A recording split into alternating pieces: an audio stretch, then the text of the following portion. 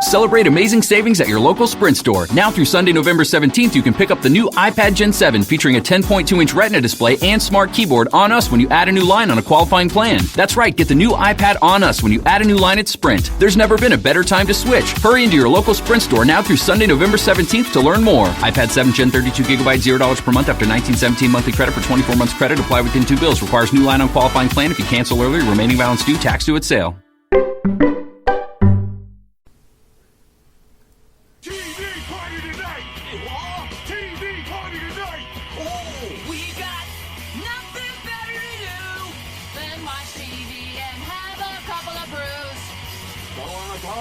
Anything else? We don't want to know!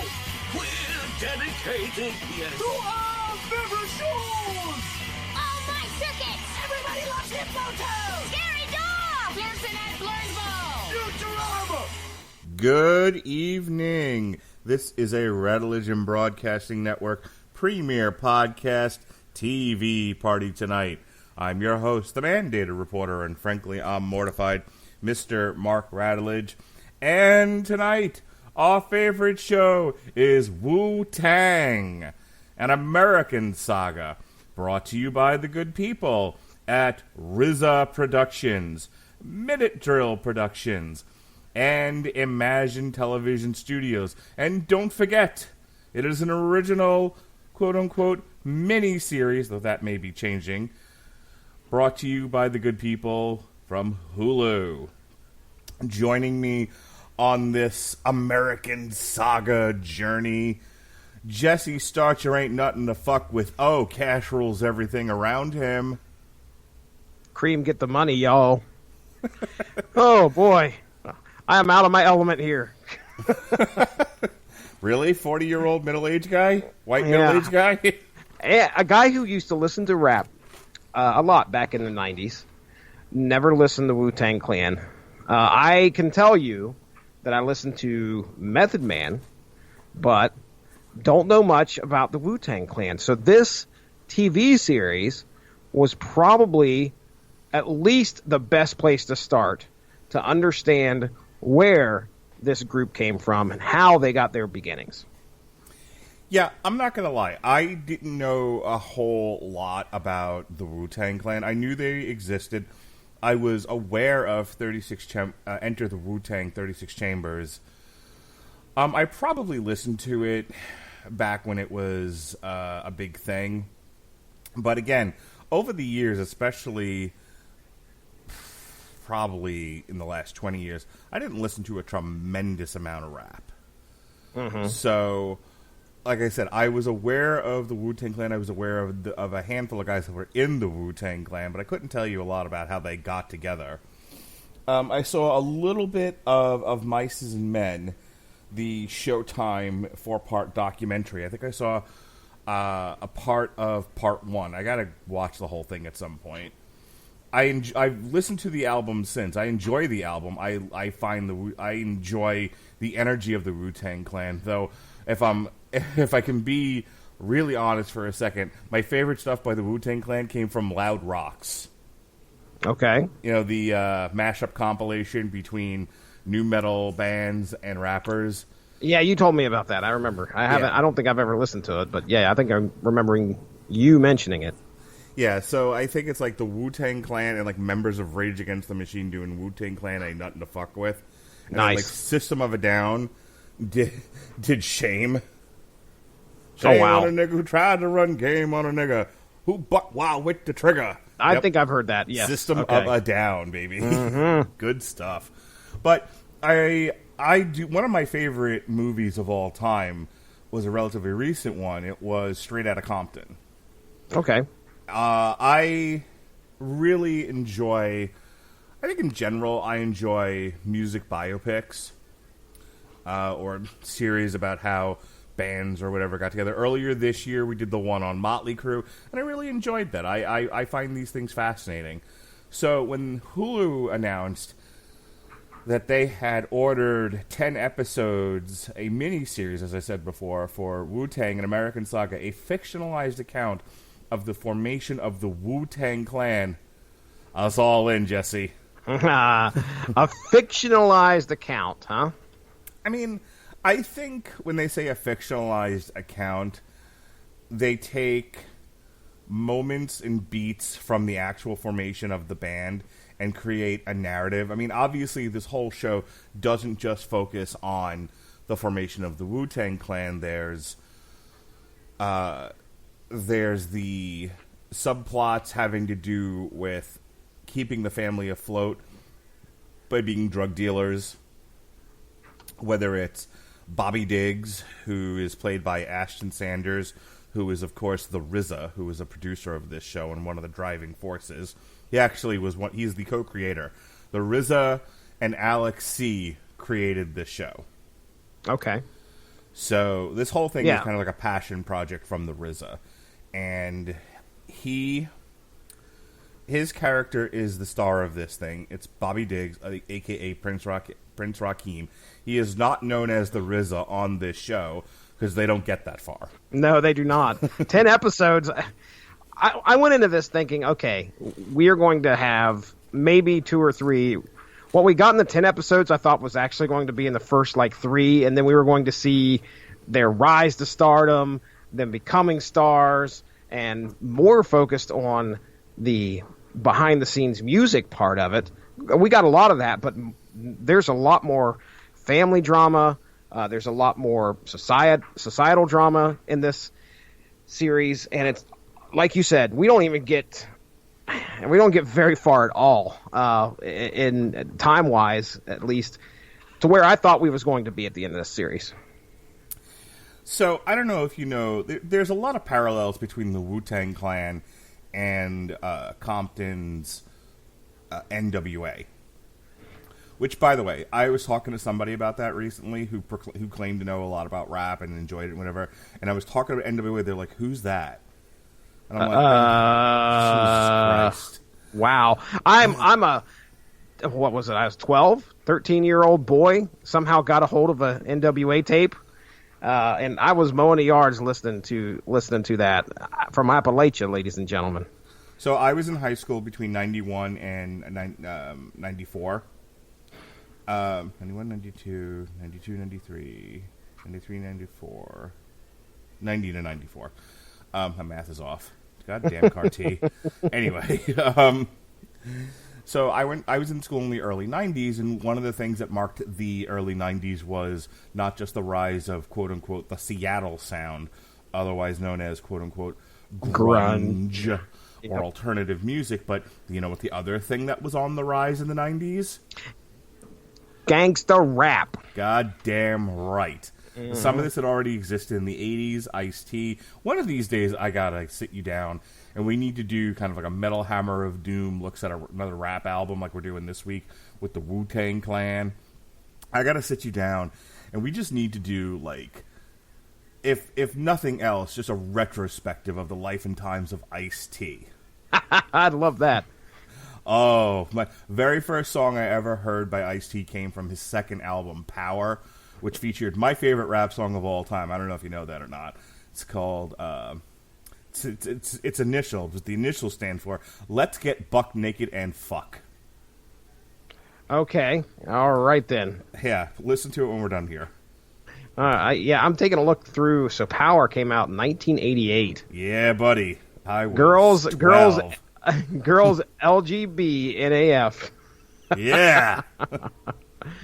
I would bump that shit in the house. Wow, 1988. Yeah, I would love to do something like this. I remember Ice-T's original Gangster. I think that, again, that was, just like you were saying, right at the height of gangster rap, or at least when things started to heat up for it. Right. Columbia House, baby. When does, look it up real quick, when does Straight Outta Compton come out? Straight Outta Compton comes out, NWA. Let's take a look here. Straight Outta Compton comes out in 1988, so yeah.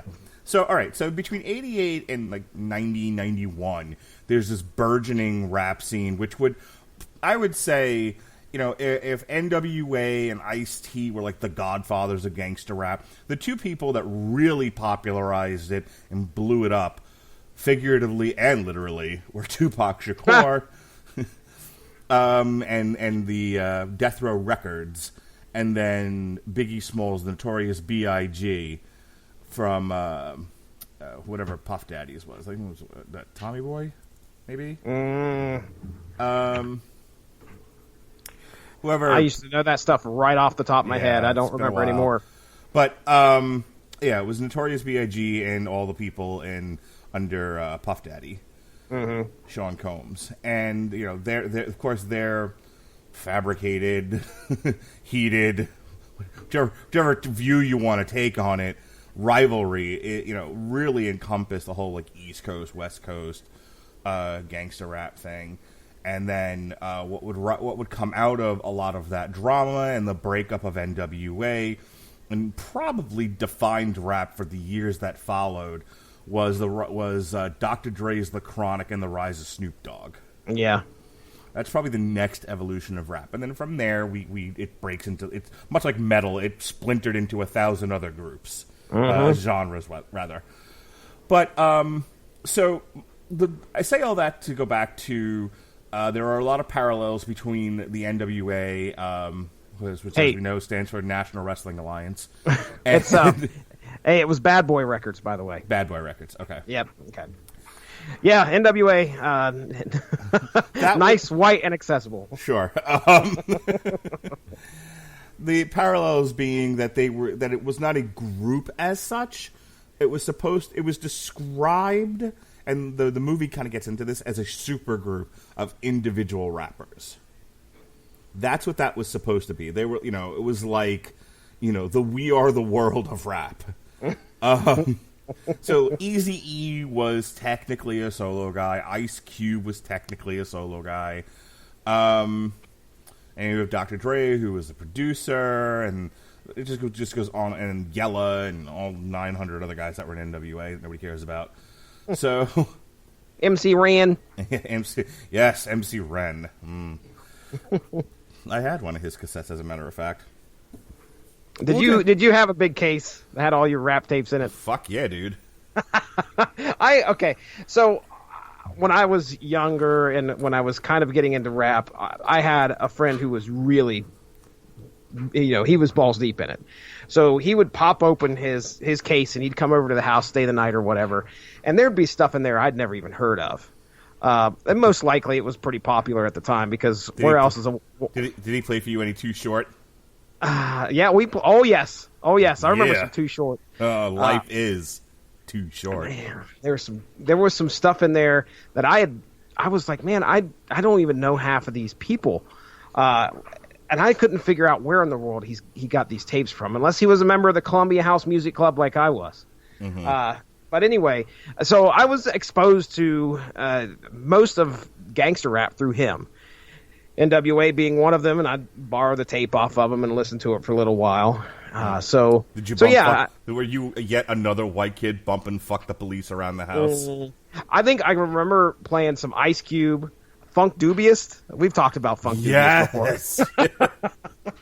Cypress Hill. He gravitated towards that kind of the sound. And yeah, so I blew my stepfather's Bose speakers. He had some Bose speakers from probably the late 70s, early 80s.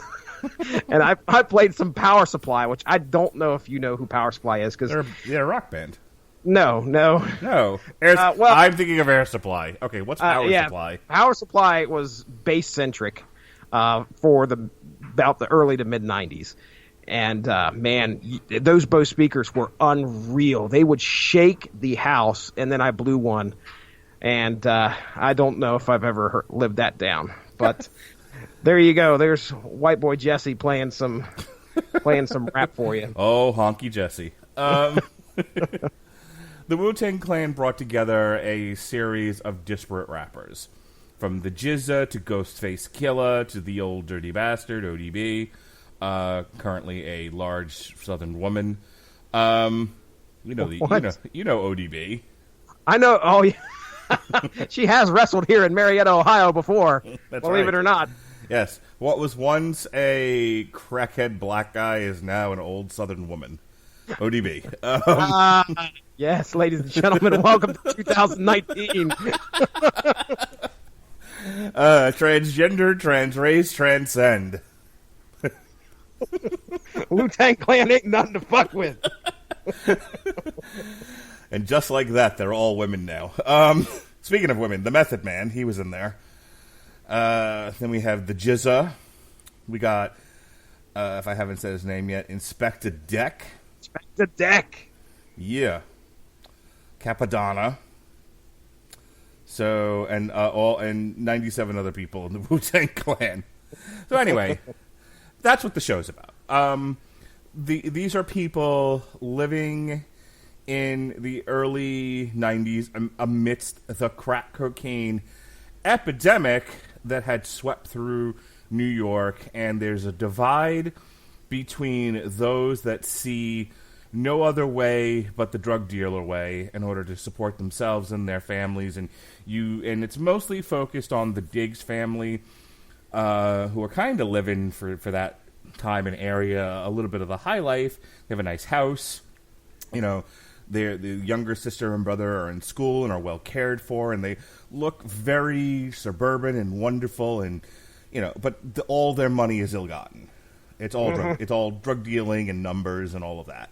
Well, and to myself, watching this show, I wondered if was that just the way life was?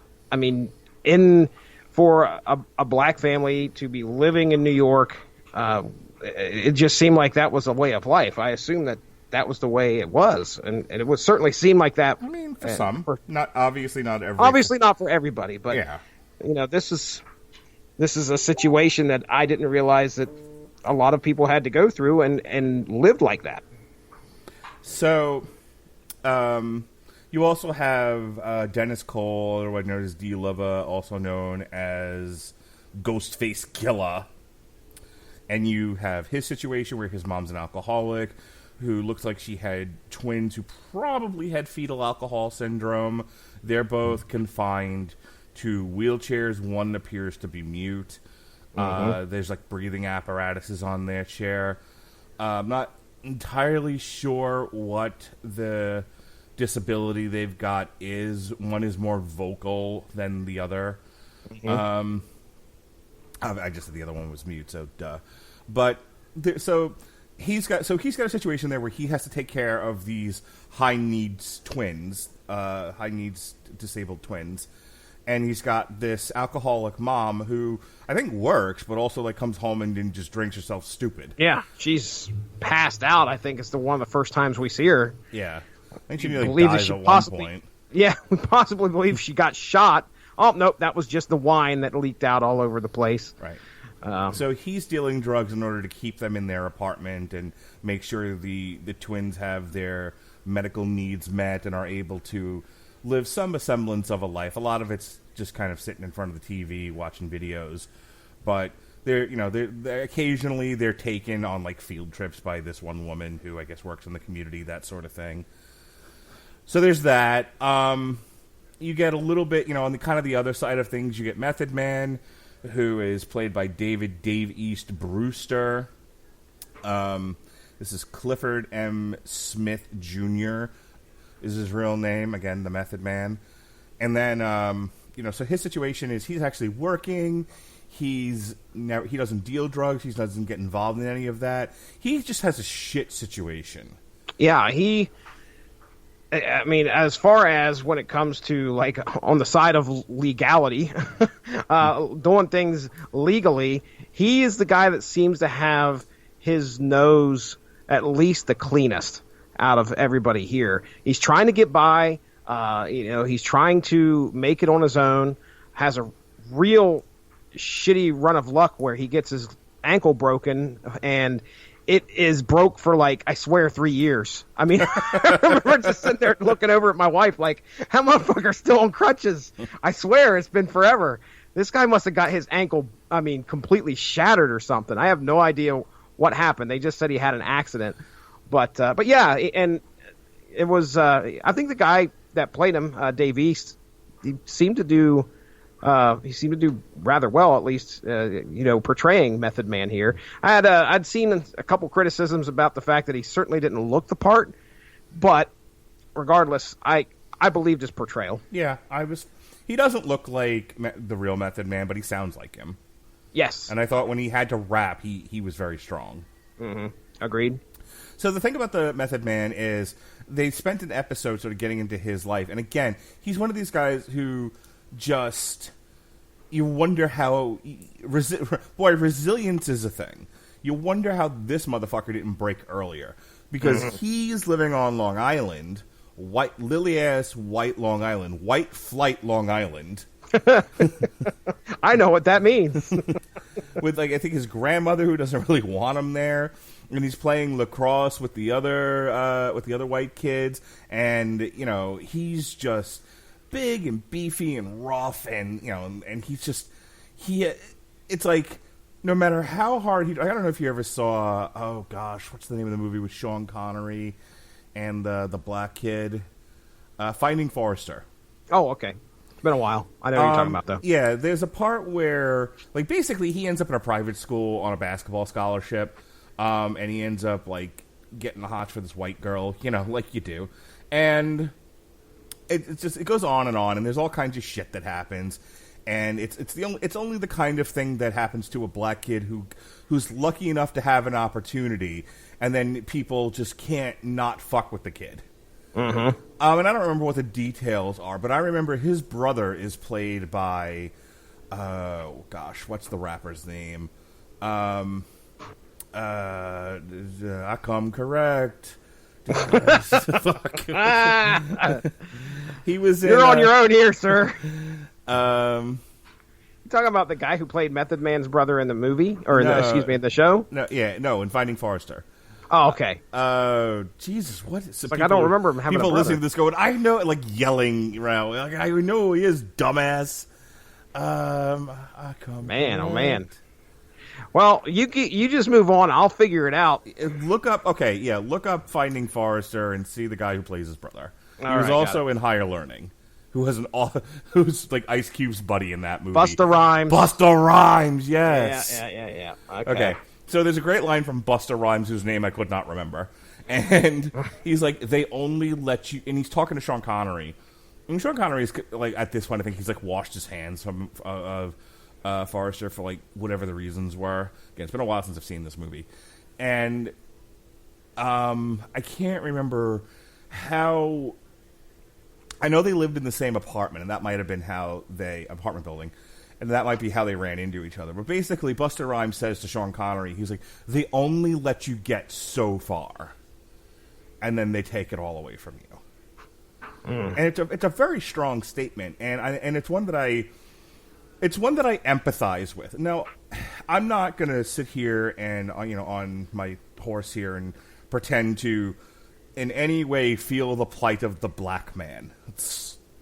Boy, will I be dragged through the mud if I try. I can't wait to talk about the album here on Metal Hammer of Doom. It's just, my goodness. We are, again, like I said earlier, I am definitely out of my element here. So, but, when it comes to the series, I think they do a good job of portraying or at least making us understand what's going on. So I think you have at least that ground to stand on. So yeah, he has these opportunities, but racism is a thing, even if it's a passive racism, and they only let you go so far. Now, some people defy that, and they, I don't think Method Man complains about his station in life at this time.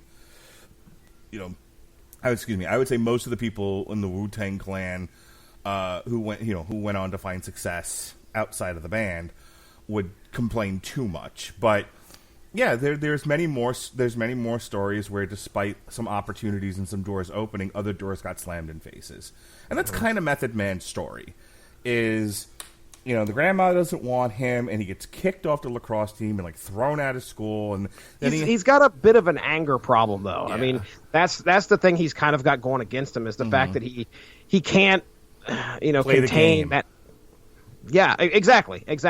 And then he gets it from one side, the fact that he can't fit into one world, just like you said, He got kicked out of the private school. And then when he's walking down, I remember that one moment where he's walking down the street and, the people in the hood are giving him a hard time because he's wearing a fucking cross racket or whatever. Like he's some uppity rich guy. Right. And they just, so he can't find peace on either end, and no wonder he's fucking angry. Right. The white kids don't accept him because he's not white. And the black kids don't accept him because he's not from their cultural experience. Exactly. He's not, he's not on the corner slinging drugs or in doing any nefarious things that a gangster would do. He's instead trying to make something of himself, and who else is going to hold it down? And he really runs from this for the longest time. Like, he's like, that's not me. As a matter of fact, later on in the show, when they're starting to catch the eye of promoters and record industry people, and one of the white guys is like, oh, it's got to be better than standing on the corner, right? And he's like, I've never stood on the corner. Yes. And then he gets like first he's like, wait, what? And then he gets really indignant about it. And then at that point, and you talk about anger, he can't control himself anymore. And he's like, no, I'm not. You're not going to define me that way. And then it's like, and instead of just kind of give it an eye roll, think of the bigger picture, he's like, fuck that. And he screws himself. Yep. He screws himself out of an opportunity. Exactly. So I think where at the end of it, I think he's either starting to just kind of throw his hands up and say, well, I guess I'll deal drugs then, because what else am I supposed to do? Or he's at least contemplating it. So we spent a lot of time talking about that. The other person that they kind of focus on, he's more of like a hanger-on character than he doesn't really have like a plot line, is ODB. Old dirty bastard. My wife just loves the way that he talks. That is sarcasm, ladies and gentlemen. He is fantastic. So this is Russell Tyrone Jones, better known by his stage name, the Old Dirty Bastard, ODB, who on the show goes by the name Ason Unique. And like I said, he's kind of a buddy. He's like a cousin. He's a hanger-on. At some point where Bobby gets his opportunity to be a professional rapper, he's out there with him on the road and that sort of thing.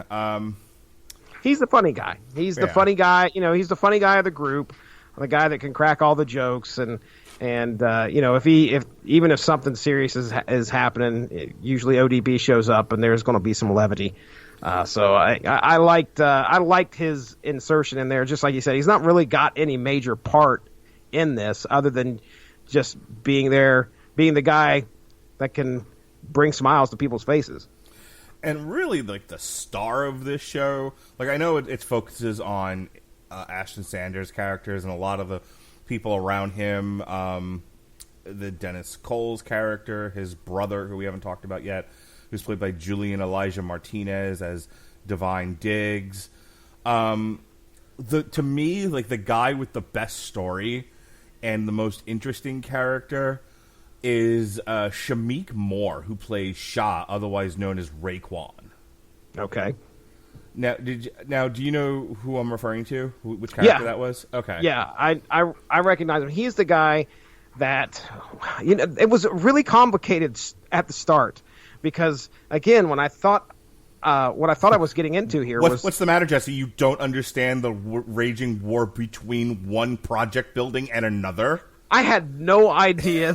Just because it's a building, we've got problems. The arc between Raekwon and Ghostface, where I think it's the first episode, Raekwon goes and shoots up the house. Ghostface's apartment. And, I mean, so I'm like, these two guys are going to rap together at some point? Wait a second. Well, the good thing is that really gets somebody hooked to figure out, okay, how in the world do we get from point A to point B? Because these two should be after each other's, like, throats. And they are for most of the series. Like, you don't want to see, poor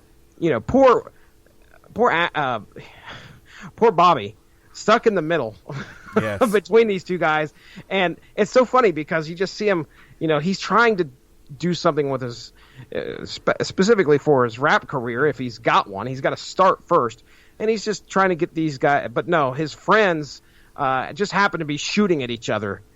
So there's that element of drama for sure. Yeah, so That's the thing. That's why I went through this kind of preamble the way that I did, because you have their lives as they are set, and then there's the lives that they want or could be.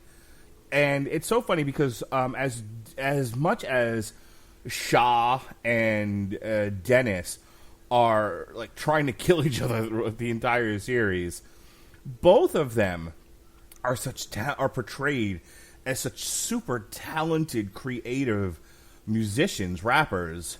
Mm-hmm. I really don't want to get into like the Sam Kinnis and rap isn't real music and rapping isn't musicianship. That's no. Well, I've never heard. I'm going to call them musicians.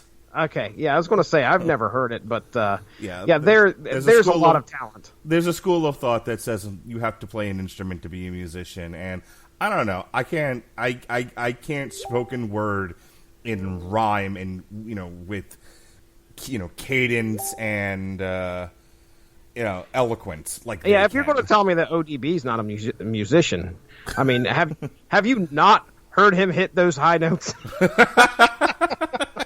Well, there's that. But you know what I mean. Like, I don't want to disrespect the genre and say you can only be a musician if you play an instrument.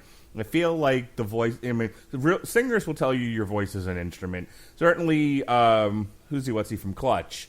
Neil Fallon. Well, has talked about in articles. Your voice is your instrument. So these musicians, as I was saying, are portrayed as some of the best around, and both of them have very parallel stuff going on. Where you have Shaw, who's like basically sleeping on top of a building until his benefactor, who's a drug dealer, essentially, like gives him an apartment. Oh, but by the way, it's an apartment that like I think overlooks the cookhouse.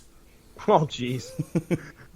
Yeah, and hey, you've got to do some runs with me. Or all the time, you've got to make sure that you're by my side during the drug runs. Right. But you'll do whatever you can. I mean, to get a roof over your head. So, but that's the thing. Like, Shamik Moore does a great job of portraying Shaw as very torn. Like, he doesn't he sees kind of rap as this brass ring that's just out there, just out of reach, and it's something that I think he's gravitating towards. But the guy feeding him, giving him a car, giving him a roof, such as it was, making him feel like an important and worthy person, is the drug dealer. Yep. And so he, so a lot of times he kind of lands on the same spot of rap is nice, but it doesn't pay my bills. And then when he gets that opportunity, the drug dealer, whose name I do not remember, the drug dealer, I don't know if you caught this particular detail, but basically, like, set up the guy above him who was supplying him with the drugs, the Jamaican fella. Oh, yeah, I could tell, like, he was like, I'll be right back. He leaves, and the next thing you know, the cops are coming in there. Right. And he's like, I need to talk to you. So he gets him out of there, and at that time, the cops come in and bust that. So they are the only two that were in there before the bust happened that left. So, I had a feeling that he was behind it. Right, and it's out of... There's a degree of jealousy. There's a degree of you belong to me, and I will not share you. Exactly.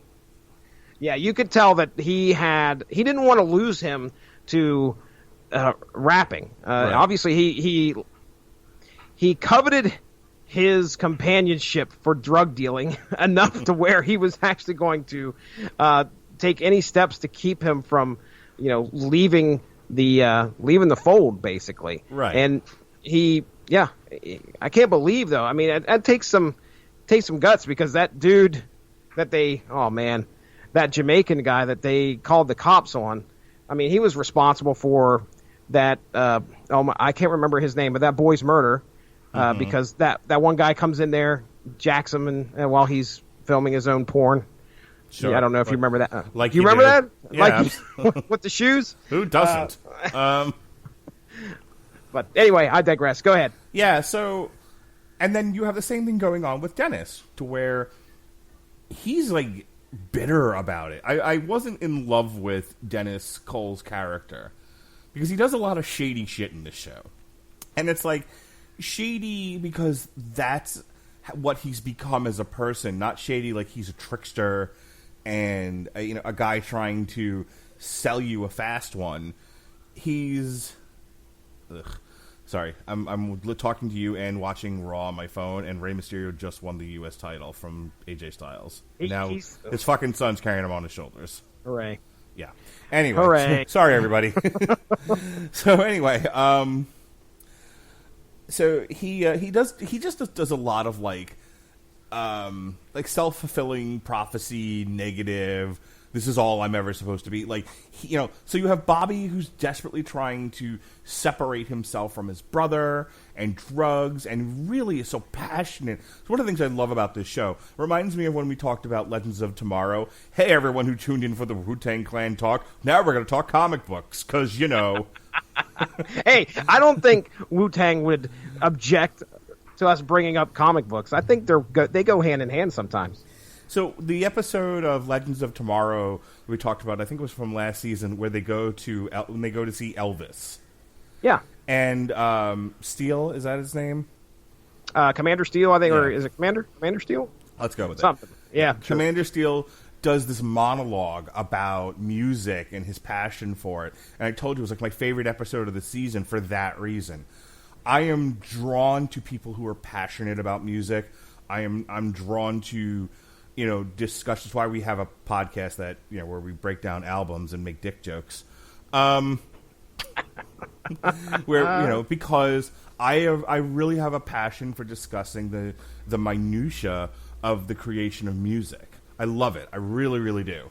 And so I'm automatically like empathetic towards Bobby because he has that passion and that drive, and he's taking the sort of threads and sticks and shreds of stuff around him and trying to fashion together a music career. And his story really picks up when he gets found and gets signed by the I don't know if you knew who he was. I don't think you've ever actually watched The Wire, but oh gosh, what the hell was that character's name? The head drug dealer from The Wire in the last 2 seasons, really 2.5 seasons. Okay. When I watch it, I'll know exactly who you're talking about. Yeah. Welcome to Wu-Tang Clan and 40-year-old men forget things. Welcome to Dementia Today. What now? So anyway, last week on Alzheimer's R Us, and welcome to the show. And anyway, what were we talking about? Where are my pants? We need a third person who's just listening in and Googling things as we talk. Yes, as a matter of fact, that would be great.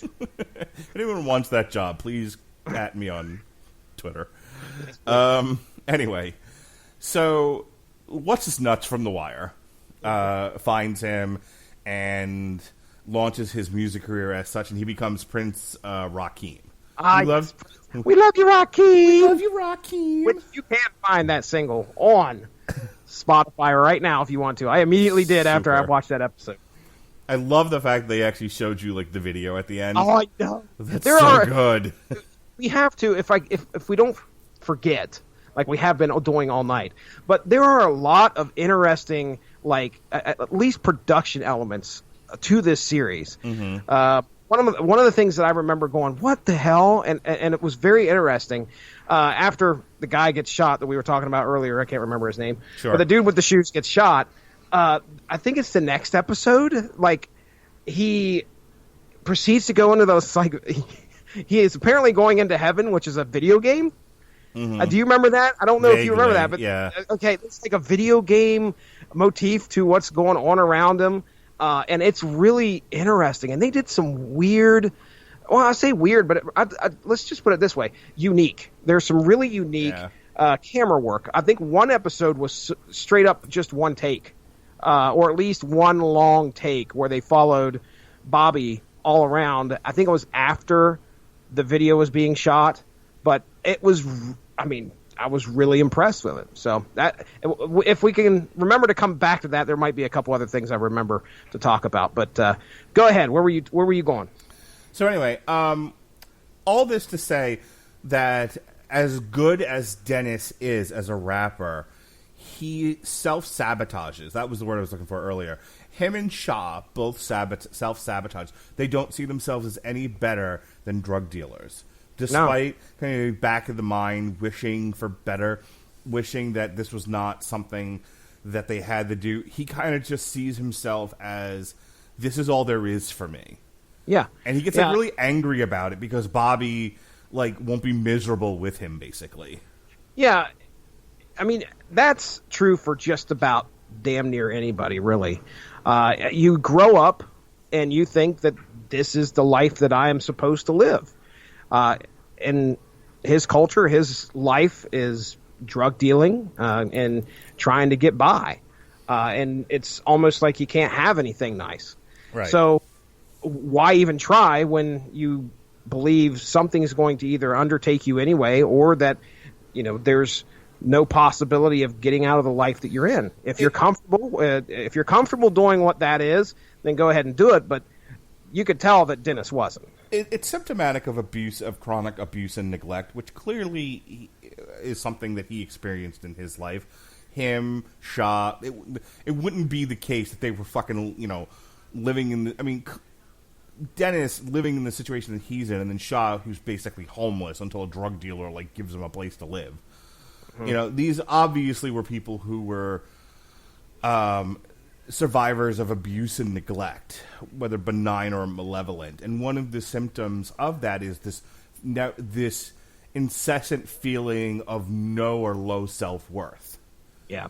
And for Dennis, it's expressed in a lot of anger and frustration and self-sabotage. So you have Bobby, who's pretty well cared for, and I don't think has experienced that sort of thing. I guess like him and Divine had a dad that was unavailable to them, and then wasn't Bobby sent off that at one point to live with his aunt and uncle, and there was some pretty bad stuff that happened down south. Do you remember? Was it Bobby that got sent down? I thought that was Method Man, but maybe it's been a little while since I watched the end of the show.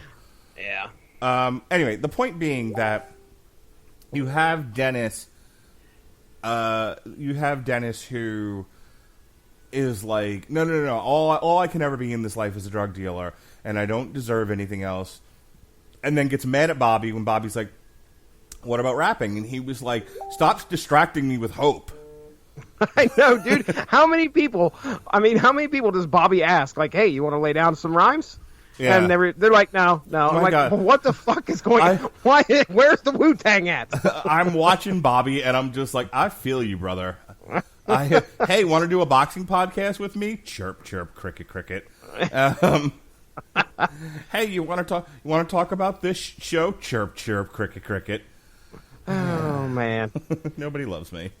Like the RZA of the Radulch and broadcasting. I'm just sitting behind my turntables, waiting for one of you brothers to come in and and drop rhymes, and everyone's like, "I'm gonna go deal drugs," which is our way of saying I have to go raise my kids or work or not talk about this stupid show you want to talk about. Indeed. Anyway, now I'm done feeling sorry for myself and comparing myself to the poor guy growing up in Staten Island who has to be a drug dealer to make rent. White people problems. Hashtag. Bit of cognitive dissonance on my part, but hey, So that's like the whole setup to this thing. And yeah, so let's talk about, we spent a lot of time kind of discussing where the characters are coming from. And really what the arc of the show is. Here's the problem. This feels like half a season. Because you get kind of the introduction to these characters, and they start laying out some of the bumps in the road. Shaw shooting at Dennis. You get the killing of their friend by somebody else in like Shaw's crew. We have Power. I don't know if you remember Power, who was one of the well-respected drug dealers of the area, but, I mean, obviously carried a lot of weight around the neighborhood and did some good things as well, but ends up getting killed by some cops after an old lady calls the fucking police. He's like fucking choked out. That was some fucked up shit, man. Right there in front of everybody, too. Yeah. I mean, they may have been alluding to historically black people having some problems with law enforcement. I don't know if you know that or not. Oh, my goodness. No. There was a group, as a matter of fact, in the late 80s that often talked about the struggle between the African-American community and law enforcement. You may have heard about it. I don't know if you know their hit single, Thank the Police? Yeah. It was awfully nice of you, officer. Is what I believe it was called. Awfully nice of you, officer. Good day to you, sir. Wow. Hey, don't forget about the love angle we have here between Bobby's sister, is it Cherie, and Dennis, which they try to keep quiet throughout the whole season. And then things kind of come to a head when they leave for Ohio, and she's pregnant. Yes. So... And this is all done under the nose of Divine and Bobby. Oh, man, Divine going to prison. Jail. There's a lot that... Jail. Thanks, Mark. Going to a place that has bars and a lot of inmates. Go with correctional institution. You'll never be wrong. All right. I will remember that and file it away. Forget it later. So Marlo. His name was Marlo, by the way. Marlo, okay. Yes, that's the guy Marlo from The Wire. was a guy from the 2.5 seasons of The Wire. Boy, that would have bothered me all night. It eventually comes back to me. Well, who am I talking to again? Oh, hi, Jesse. This show. Where are my so pants?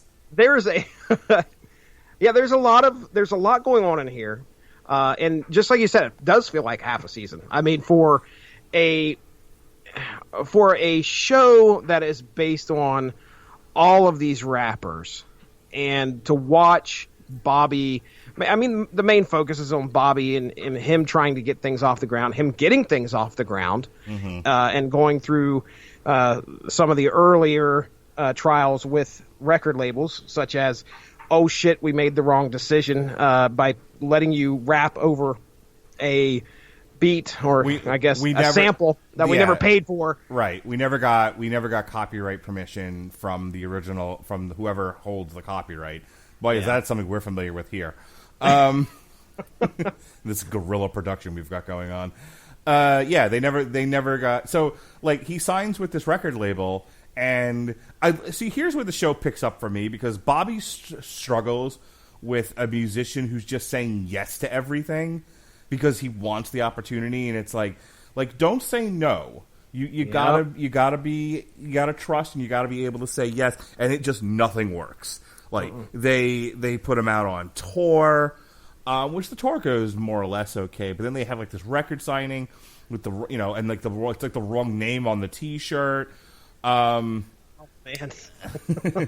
They show you the one show where I think people it was well attended. I don't think that was the issue. But he's trying to get like the sound people to talk to him and make that's the one take episode I was talking about. They getting ready for that show. They did it all in one take, it seemed like. Right. Yeah, it was very well directed, that episode. Very artfully directed. But so you have that where he's just struggling. There's nobody really advocating for him, and then of course he runs afoul of a la Justice, who's talking about a lot of like the Muslim or like offshoot Muslim stuff, which I'm not going to embarrass myself trying to explain it. I learned something new today. You did? You did, God? Did you? Well, it's funny you say that, because I was listening to the album, and there was a couple words that they used on there. Something cipher. Now, wasn't that something that he continued to like review, or that was something to do with that religion that they were talking about? Correct. The one percenters or something like that. Yeah, there was. Oh my gosh, I looked it up there earlier. It's something cipher. Anyway, it's code for 40. Mm-hmm. So when we hear it in the album, we'll talk about this on Wednesday or whenever we're reviewing. What drives me nuts about this is the last episode was October 23rd. This is a month ago, Yeah. But this was as close to when I could get it on the schedule as I could, and I didn't binge this show. Like, we're gonna do Titans in 2 weeks, and I'm gonna binge that right before, so it's all fresh in my head. I was actually talking to somebody about this tonight. We went to go see friends of ours that live out of state, and they came in to kind of make the rounds and see their family, see us. So we met them and we had dinner, and we're sitting around a table, a park bench, while the kids were off playing. And I jokingly kind of banged on the table. I was like, I call this meeting to order, because we're all sitting at like different parts of the table. And I'm going to call this meeting to order. Not on the agenda tonight is the fucking Mandalorian. I haven't seen it, and I'm already sick of Baby Yoda. But everyone's like, the people are watching that extemporaneously, and I'm not. I'm going to wait until we get closer to when we actually have to talk about it, when the show wraps, when they've dropped all the episodes. That's how we do things.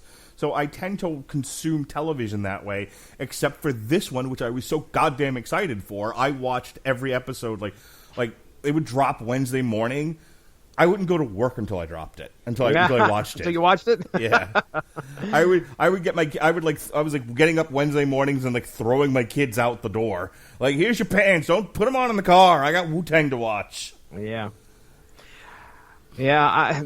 I know there's a neat. By the way, it's Culture Cipher. If you ever hear somebody refer to their Culture Cipher, or they had to go get their Culture Cipher, I can't even say it right. But Urban Dictionary says Culture Cipher is numeric code for the numbers 4 and 0. It is used to refer to the 40-ounce malt liquor beverage. Terrific. Okay, so anyway, I just thought of that because, yeah, Bobby finds religion in the series, some type of religion, and yeah, there's that. We get a nice little glimpse at what the '90s were like when it comes to trying to get your song and get your group off the ground, and tape trading. And going into record stores and getting somebody to kind of pick that up. Oh, such a good episode. Yeah, there are, when you get to looking at what the music scene, the hip hop music scene was, the rap music scene was, in the late '80s, they kind of shine the light on that throughout here. We get all the personal stuff that goes through here, specifically all, mostly shining on all the members of the Wu-Tang Clan, and then Mark Radulch. We get Attila. I'm glad you remembered his name. First of all, this guy is the size of the fucking Thing from the Fantastic Four. Holy crap. My God, you walk him. He is all 3 members of Demolition. Oh, yes. You get the axe, you get the smasher. Here comes Attila.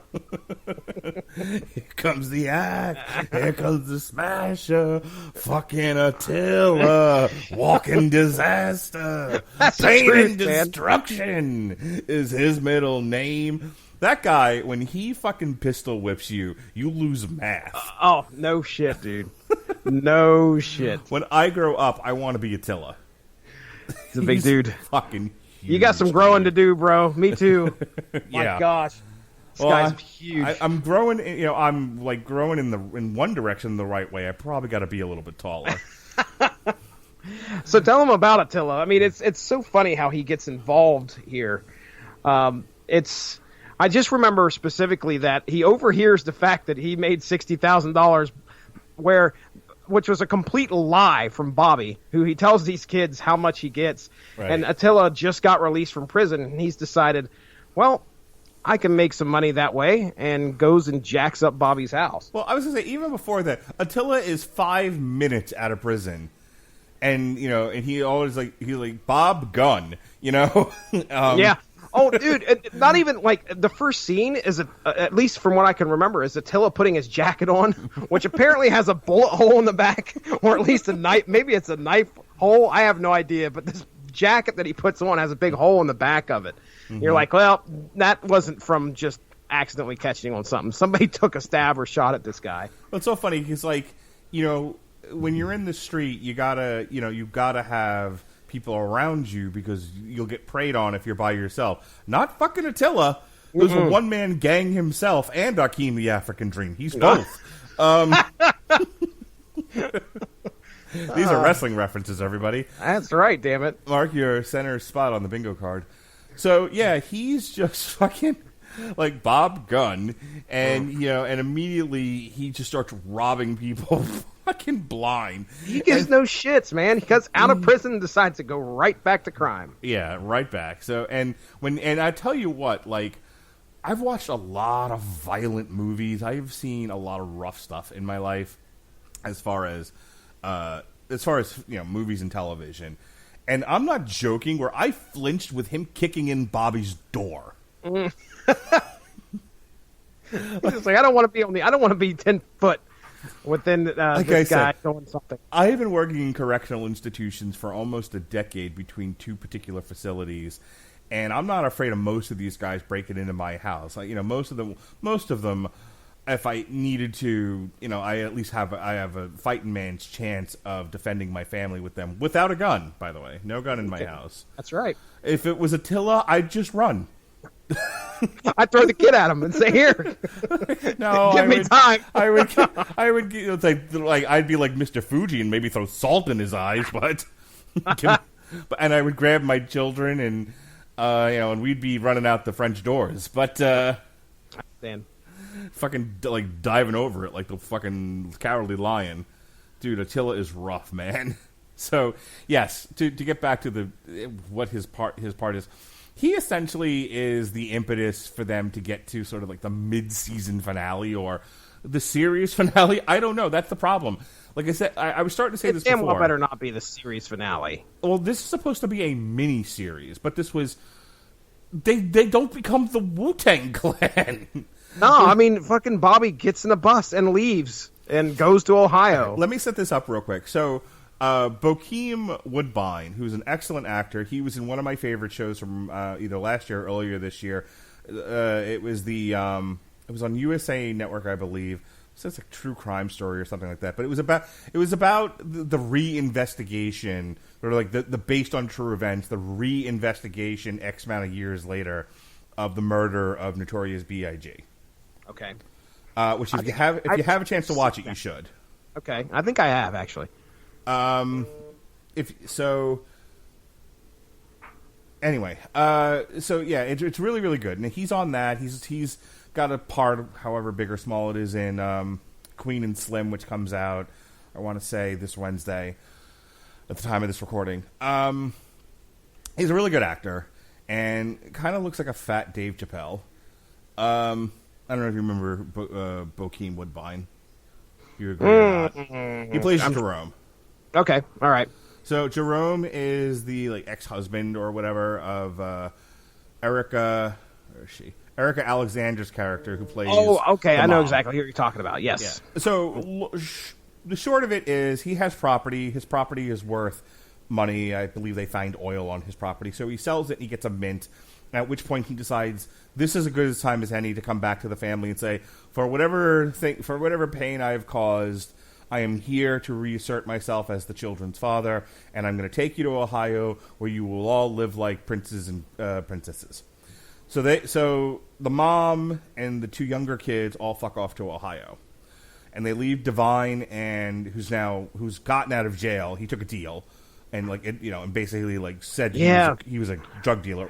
He was really against that, man. There's a lot of honor, a lot of discussion, or at least portrayal of honor throughout most of this, and his sticking to the fact that he did not want to cop to being the biggest drug head or base head ever was that was a big thing for him, and then for him. That's true though. Like, a lot of guys who get busted for strictly drug dealing are made to do. I used to work in a clinic where we did substance abuse treatment.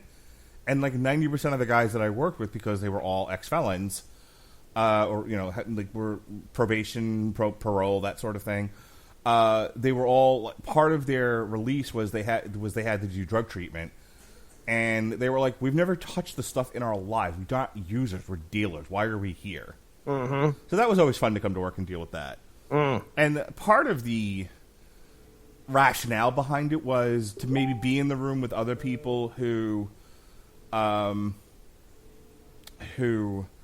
are using and are trying to get clean, and kind of have to basically face the people that they are affecting with their behavior and their lifestyle. Problem is, they're mostly sociopaths who don't give a shit.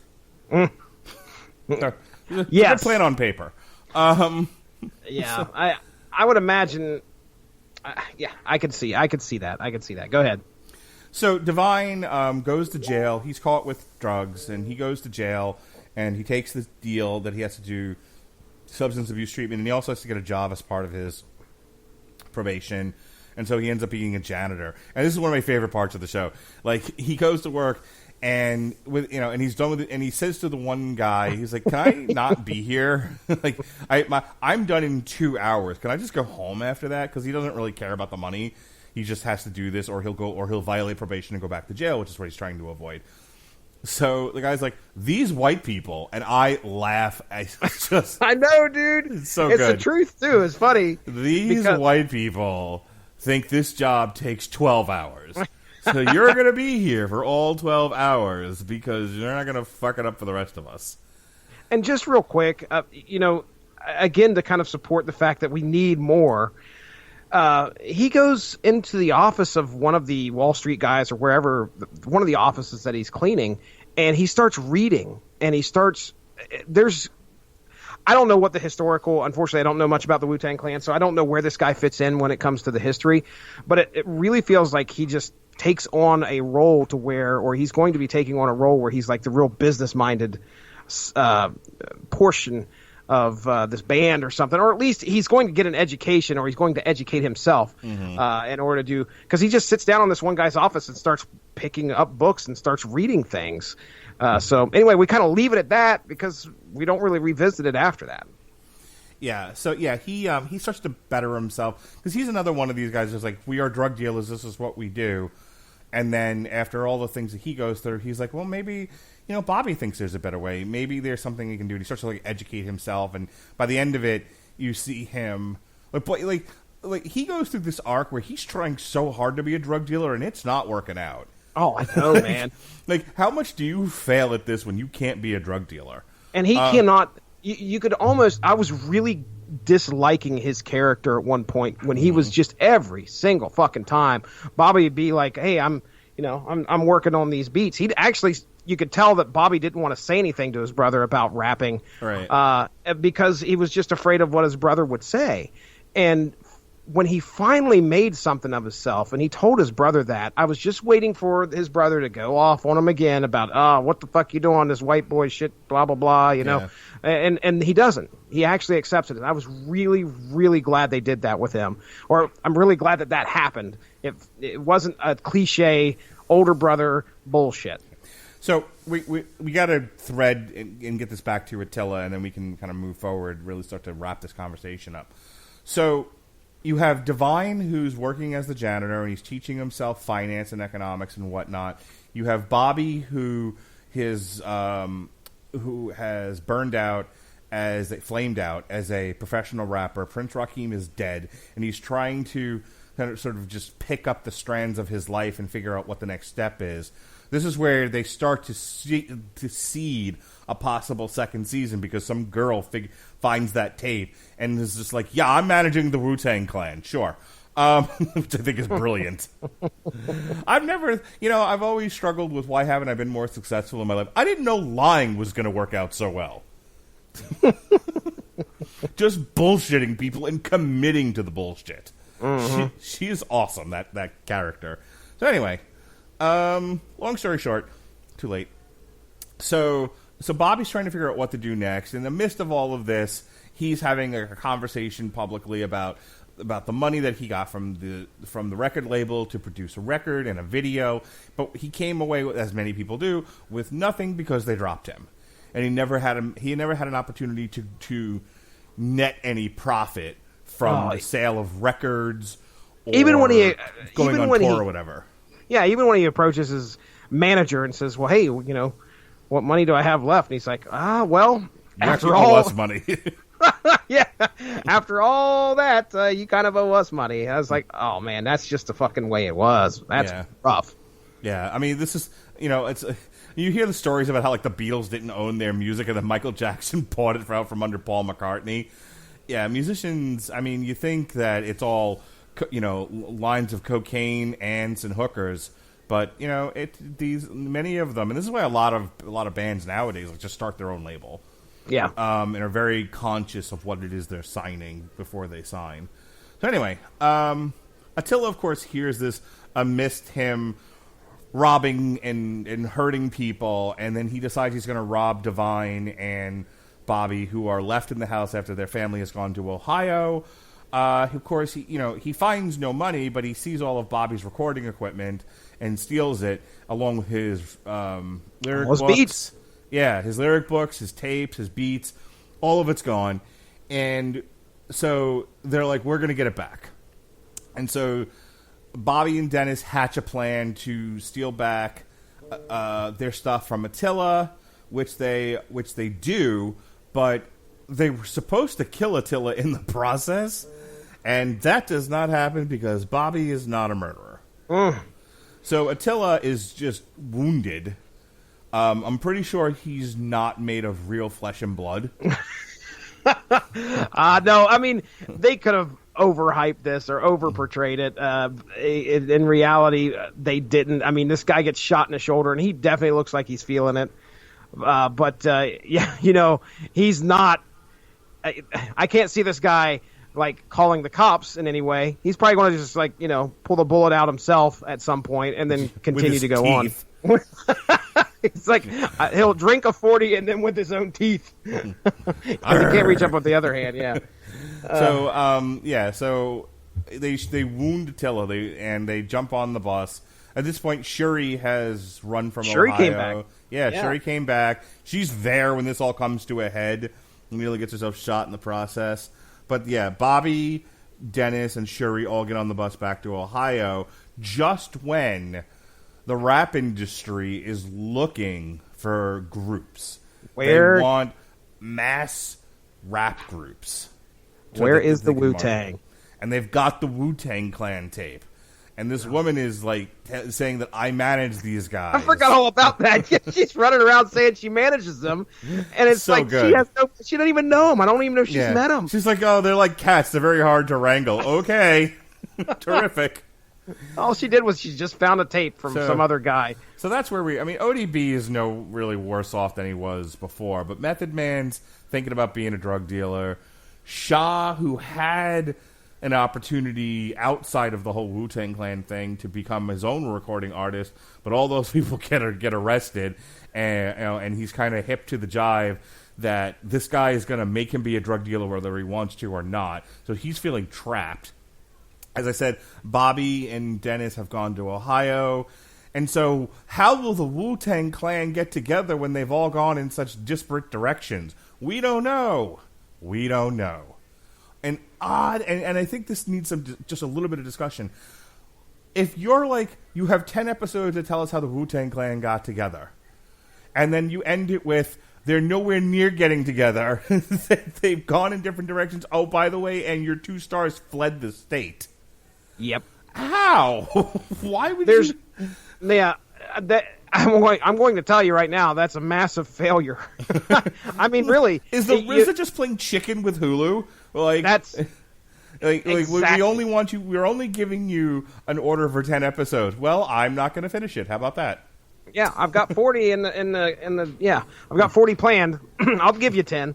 So, yeah, if this was the concept all along, and we're going to end it right there, man, I'm not a fan of that at all. So I think.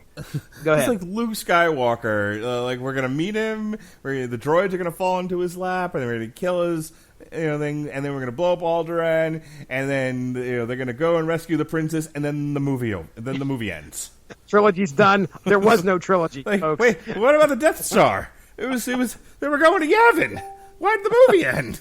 It's good enough. That's history. You guys already know all that stuff. Yeah. What? I want more, man. This is not supposed to end like that. I was so pissed when at the end of not that I'm pissed that it was a bad ending. It's a great ending. I'm totally hooked. I want to know what happens next. I fucking hate the chat we're in. Muted. I finally leave it on in case I lose you and I need you to text me. but like they won't shut up, and so you're just dinging in my ear. And I'm sure this is a great podcast for people. Buzz, buzz, buzz, buzz. So, anyway, sorry about that, everybody. My friends are idiots. Anyway, so. Yeah, I was totally hooked at the end, and then it was like, and I'm realizing that there's no more episodes. I'm like, I was on the wiki page. I was like, what happened to the Wu-Tang American Saga? It's like, nope, 10 episodes. That's all who ordered, and I'm like, you motherfuckers! Wow. Like I'm looking at, I'm like adding the the RZA on Twitter. Why RZA? So they are not. Have they specifically said that they are not going to be doing a season 2? Have you seen anything? Okay. So all I've read about this is that this is a miniseries, and all Hulu ordered was 10 episodes. Bullshit. Now, here's what I'll tell you. The Get Down, which I would highly recommend on Netflix, was technically 2 seasons, but what it really is one story that was cut in half, and they released half of it on one date and released the second half later on. But it's one complete story. They're like, oh, the Get Down was canceled. It was never intended to go past what it did. As I understand from the creators of the Get Down, this was supposed to be one encapsulated story about like the rise of hip hop and disco, as portrayed by these 2 different characters. And I bring up the Get Down. I've been waiting all episode to talk about this because Shameik Moore is in that. He plays. Oh gosh. Okay, I'm not going to let myself forget this because he has a great fucking name on that show. Shaolin Fantastic. That's classic. Yeah. You now refer to me as Radulch Fantastic, by the way. Sure. So, in case you're interested in more Shameik Moore stuff, because he is amazing. He's on Incredible Crew, The Get Down. He obviously he's Shah Raekwon in Wu-Tang and American Saga. He was also in The Watsons Go to Birmingham. He was nominated for a Critics' Choice Movie Award for Best Young Performer in Dope, which was in 2015. He's the voice of Miles Morales in Spider-Man Into the Spider-Verse. Oh, okay. And he was in Let It Snow. He will be in Cutthroat City at some point when that gets released. So not a whole lot on his resume here. He was Phil in The Pretenders, which came out in 2018, which was an American drama film directed by James Franco. Stars a whole bunch of people. All right, so the point being, Shameik Moore is amazing. Shaolin Fantastic is the best name ever. And everyone should go watch The Get Down. Okay. And when you're done watching The Get Down on Netflix, you should also watch the... it's a movie. It's not a television show. You should watch the movie about Roxanne Shante, Roxanne, which was amazing. For those of you that enjoy the hip-hop stories. So that's your homework assignment, Jesse. All right. Yeah, I'll put it on there. Watch it with your wife and kids. The Get Down and Roxanne. Roxanne. Red light. Anyway. So that's where we... So, yeah. The way that this is written... I have a sneaking suspicion they have 10 more episodes written that concludes the story. Because right now we are definitely in a place of like this is like a mid-season finale. It has to be. It has to be. But your question was simply, hey, you with the diarrhea mouth, is there going to be more seasons? Nothing has been confirmed. So, Screen Rant, real quick. Screen Rant, 10 questions for Wu-Tang and American Saga. Number 10, how did Raekwon and Ghost get their chemistry? Number 9, did RZA actually shoot someone? Number 8, will there be another crew like Wu-Tang? Number 7, where was U-God? Now, this is that's a guy, I have no idea who U-God is, okay? So I assume he's a member of the Wu-Tang Clan. He was part of the other 93 people that are in the Wu-Tang Clan that no one's ever heard of. Mark Radulch, your resume to get into Slipknot, aside from playing the playing the oh crap, what's it called? The tambourine. No, it wasn't a tambourine. At that time, you were going through CAR-T. You had to walk in there with your, what is it called, Mark? Where you had your IV bag. Instead of, you were going to play your IV bag as a member of Slipknot. So I'm curious as to what you were doing in Wu-Tang as well. You were the 94th member. How will the family react to Ghost and Cherie relationship? Yep, I'm definitely interested in that. Does Capadonna make his way into season 2? I've heard of him, but I don't know about him. Does Raekwon, which, by the way, ladies and gentlemen, if I said Rakeem instead of Raekwon at one point during this podcast, please forgive me. Does Raekwon convince Power to change his ways? Well, Power's dead, isn't he?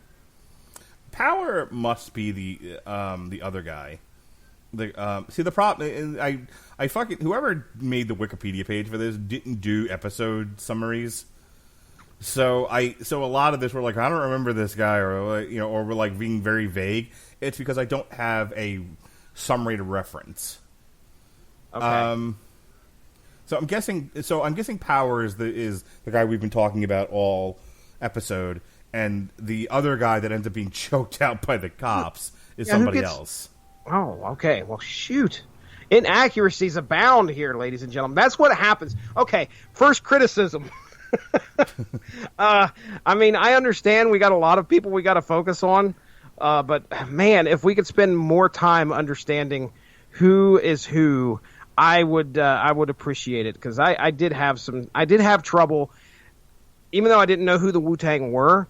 There were instances where I was trying to pick out who's Method Man. Okay. Who is this guy? Who is that guy? And usually I could figure it out pretty easily. I had to keep referencing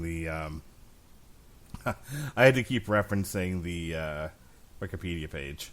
Okay. All right. Well, so there you go. Oh, and let me finish out the rest of these here before, as we find out other mistakes. Mm-hmm. Will Cressy seek revenge? Our Jamaican drug dealer. Why Method Man first? Now, I don't know what they mean by that, but the number one question is, what's next for season 2? Now, this was written November 2nd, 2019. So maybe they know something we don't. Okay, let's Google it. Live Googling, everybody. Yes. Will Wu-Tang get a second season? Let's see. Let's see what we come up with. Wu-Tang Clan ain't nothing to fuck with. All right.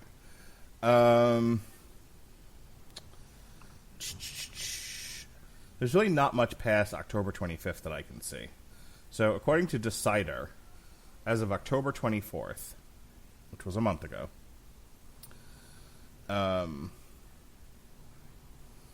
that's a wrap on the first season. No official announcement regarding a second season of American Saga has been released, but we fully expect a season 2 of The Wu. Terrific, Decider. Okay. Thank you very much. All right. They fully expect it. I'm expecting it too, damn it. Our best guess, expect a season of season 2 Wu-Tang season of season 2 an American Saga to premiere on Hulu in late 2020. Thanks, Captain Vagary. Captain Vagary. Yeah, I completely got Power mixed up with somebody else. Yeah.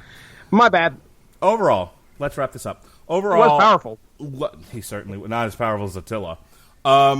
Hurricane Attila. Or that cop. Yeah. Overall, loved Wu-Tang and American Saga. I don't know if that came through with all of us. Like, when that guy with the thing, he does the stuff. I don't know if people really got that from our conversation, but I really did adore this show. I enjoy my urban stories. I love the fact that Hulu has an entire category called Black Stories that this is in. Black Stories. Fantastic, Hulu. Oh, okay. But, Hayes. Motherfucker's name was Hayes. Okay. There we go. Okay. Glad we figured that out. By the end of this show, we remembered everybody, or at least Googled it. So, I love this show. If you're into the history of rap, if you like your black stories, if you like urban stories, if you're fans of The Wire, The Get Down, Roxanne, Straight Outta Compton, you will love Wu-Tang and American Saga. I agree. I enjoyed just about every episode that I watched. I thought, it was a little bit slow at the beginning, and I certainly, again, did not end up where I thought we would. This was a show that I actually enjoyed watching with my wife, something that she could get into as well. I think we both enjoy music-related documentaries / biopics, however you want to say it. And this one kept my attention. There was a lot of times where I looked over at Mindy like, hey, you want to watch the next episode? She's like, yeah, let's do it. So it was nice and binge-worthy as well. I mean, sometimes you'd be kind of left hanging like, okay, what's going to happen next? And it was, you had the opportunity to go in there and watch the next episode, you would. So I highly recommend it. I mean, I, again, didn't know much about the Wu-Tang Clan. I learned a lot about their history and their origin of many of the key players of the group. And I am definitely one better for it. And I cannot wait to talk. Enter the 36 Chambers? Is that what it's called this coming Wednesday? Enter the Wu-Tang 36 Chambers. There we go. I knew it. I was missing something. Specifically the name of the band, but that'll be a fun discussion. So this was kind of my primer to kind of get ready for that. Yeah, absolutely. So with that said, earlier today, Pat and I started our first chapter in the history of heavyweight boxing. We talked about the first 5 lineal champions and then spent the rest of the episode dealing with the rise and fall of the late, great Hall of Famer Jack Johnson. So check that out. It's the first podcast of that kind that I've ever really done. We typically do extemporaneous reviews of things. We are a media review podcast, whether it's albums or television shows or movies or live combat sports events. This was the first time we've done kind of I guess you could call it a review, a review of the history of something. And we're breaking that up into chapters. We started, I guess, like I said, with Jack Johnson in the beginning of the lineal heavyweight boxing history. The next chapter will be in a few weeks, and we'll talk about, let me get it right this time, Jack Dempsey. I initially said Patrick Dempsey. He's an actor. His roles on Dallas and Step by Step. Yes. So Jack Dempsey, ladies and gentlemen, that's who we're going to focus on next. And then every subsequent episode will deal with just the life and times of a particular heavyweight boxing champion. So Jack Dempsey, Joe Louis, Rocky Marciano, Muhammad Ali. We'll probably do 2 episodes on him. Mike Tyson, et cetera, et cetera. And this is all because Deontay Wilder stinks, and we need to tell you how much better everybody else was. Don't believe the hype, as Flavor Flav once said. So, Patrick Dempsey and Patrick Duffy are 2 different people. I'm just letting everybody know that. Patrick Duffy was on Step by Step and on Dallas, if I remember correctly. Patrick Dempsey, I believe, was on, oh my goodness, wasn't he McDreamy on the Grey's Anatomy? Anyway. That's Pat. Are you, what, ask Pat. I should ask Pat. He would know everything about Step by Step. I know that much. All right, I trampled all over him. Continue, sir. So tomorrow, speaking of being trampled all over, tomorrow we'll be doing a TV party for the Survivor Series weekend. Just NXT War Games and Survivor Series Rise of the NXT. So, you've watched it already, right? Yeah. I have not watched War Games, which I might be out of the loop on that one. I don't know if I can get that one, but I just finished Survivor Series right before we started this podcast. Is Rhea Ripley not the dreamiest? Oh, she's beautiful. She is fantastic. I am. Rhea Ripley is the next ex-Mrs. Radulch. I'm telling you that now. Oh, yes. my. Oh, my. She is my kind of gal. So I like 'em muscular. Anyway. Well, for a minute there, I thought Pete Dunne was a bearded woman. Oh, my goodness. Yeah. Intergender championship, baby. Baby. And speaking of baby, the Wu-Tang Clan on the Metal Hammer of Doom, because what's more metal than the Wu-Tang Clan? We're off for the holidays, but Saturday we're back again. Speaking of boxing, John War hopefully will be back with us on the Radulch Broadcasting Network, our newest friend of the network. And we'll do one of the 3 boxing cards this weekend. You can check out our reviews of The Boys Volume 1, Name of the Game, Ford versus Ferrari, Dragon Force, Extreme Power Metal, She-Ra Season 4 from Netflix. And finally, because Jesse and I can't get enough of each other, we love it. We love talking television, don't we, Jesse? Oh, yes, indeed. The Boys, Season 1. That was a good show. It was a good show. Those are all up in the archives. Go ahead and check them out. Jesse, finish the plugs. Let's get out of here. Okay. Ladies and gentlemen, you can go to the Radulch in Broadcasting Network Facebook page. Give that a like and stay up on top of just about everything that gets released. Mark Radulch also has a YouTube, Mark PC Live. Now, Mark, I don't know if you're hearing all this rumbling about the COPPA stuff. COPPA. You heard anything about that? It's something about kids. You might want to check into that. I got a couple people popping up on my feed, and they are livid about the fact that you can get fined like $40,000 if your video is mislabeled. So we may have to start looking into that. In the meantime, though, we got some time. Our stuff is monetized. No, I don't think that's how it works. It's about mislabeling if it's for kids or not for kids. Oh, well, none of my shit's for kids.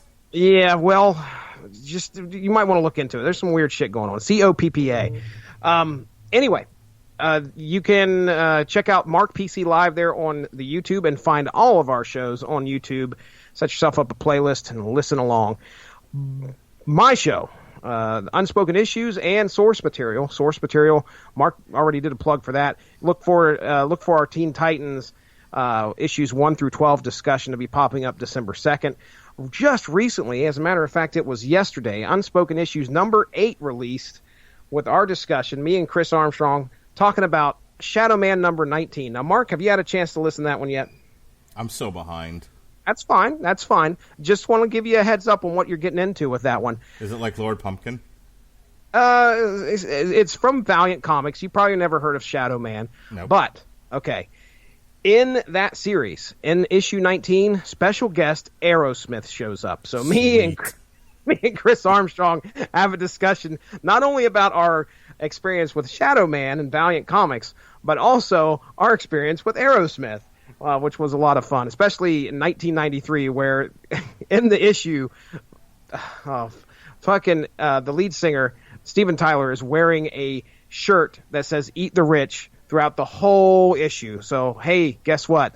They have an album coming out in 1993 that features a song called "Eat the Rich." That's right. Get a grip, ladies and gentlemen. And hold on tight, because you might be crying. It might be amazing. You never know. Shadow Man number 19, Unspoken Issues number 8. Nice. Mark Radulch, get us. Well done, by the way. Get us the hell out of here, man. I'm ready to go. All right. The Wu-Tang Clan ain't nothing to fuck with. Be well, be safe, and behave.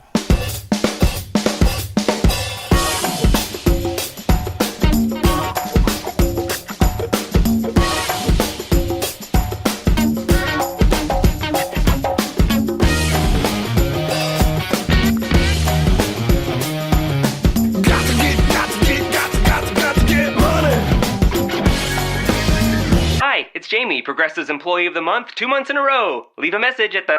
Hi, Jamie. It's me, Jamie. I just had a new idea for our song about the Name Your Price tool. So when it's like, tell us what you want to pay, hey, hey, hey, and the trombone goes, blah, blah, blah, and you say, we'll help you find coverage options to fit your budget. Then we just all do finger snaps while a choir goes, savings coming at ya, savings coming at ya. Yes? No? Maybe? Anyway, see your practice tonight. I got new lyrics for the rap break. Progressive Casualty Insurance Company and Affiliates. Price and coverage match limited by state law. Celebrate amazing savings at your local Sprint store. Now through Sunday, November 17th, you can pick up the new iPad Gen 7 featuring a 10.2-inch Retina display and smart keyboard on us when you add a new line on a qualifying plan. That's right, get the new iPad on us when you add a new line at Sprint. There's never been a better time to switch. Hurry into your local Sprint store now through Sunday, November 17th to learn more. iPad 7 Gen 32GB, $0 per month after 1917 monthly credit for 24 months credit. Apply within 2 bills. Requires new line on qualifying plan. If you cancel early, remaining balance due, tax due at sale.